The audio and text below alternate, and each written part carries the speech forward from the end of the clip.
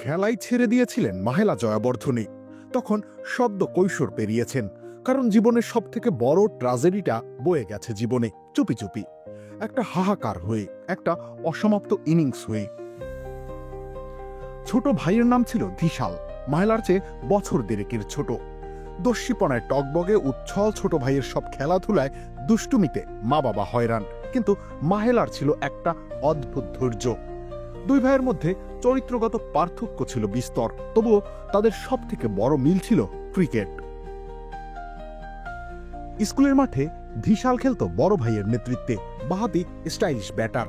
হয়তো সেই বয়সেই তার চোখে ছিল লঙ্কান জার্সি পরার স্বপ্ন। মাহেলা যেমন নিঃশব্দে পেছনে দাঁড়িয়ে স্বপ্নপালকে হাত ধরে রেখেছিল। হঠাৎ একদিন ধিশাল মাঠে মাথা ঘুরে পড়ে যায়।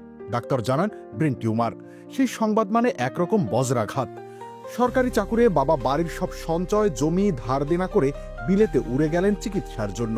কেমোথেরাপি, অস্ত্রোপচার, আশা নিরাশার দোলাচলে দুলতে দুলতে ধিশাল ফিরে এলো শ্রীলঙ্কায়।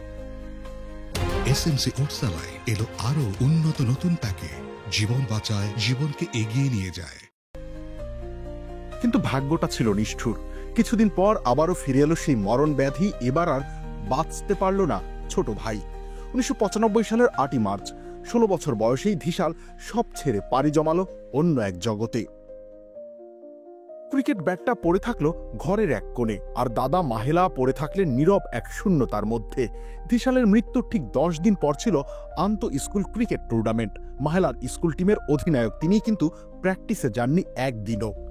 স্কুলের প্রিন্সিপাল নিজেই বাড়িতে গিয়ে অনুরোধ করলেন, ফিরে এসো মাহেলা। কিন্তু মাহেলা ফিরলেন না। কিছু কিছু শোক শব্দ দিয়ে বোঝানো যায় না, বোঝাতেও নেই।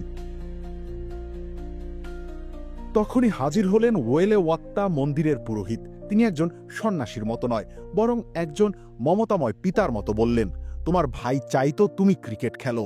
আমি বিশ্বাস করি ও চায় না তুমি খেলা ছেড়ে দাও, বরং তুমি খেলো ওর জন্য, ওর নামেই খেলো।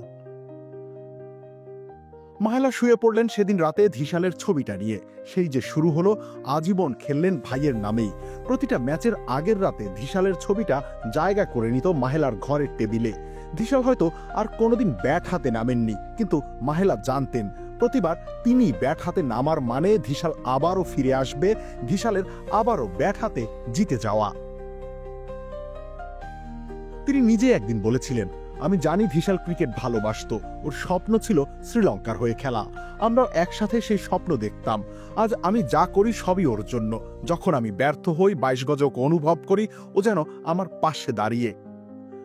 মাহেলা জয়াবর্ধনের ক্যারিয়ারকে পরিসংখ্যানের দিক থেকে অনেকভাবেই মহিমান্বিত করা যায়, কিন্তু তাতে দেখা যায় না ভাইকে হারানোর শোক। স্কোরবোর্ড দেখে কে বলবে তার প্রতিটা সেঞ্চুরিতে ছিল ধিশালের অপূর্ণতার প্রতি এক নিঃশব্দ শ্রদ্ধা।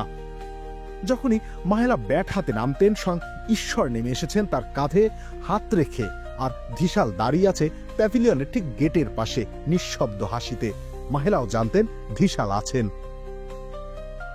রবিউল ইসলাম রনি, খেলা 71।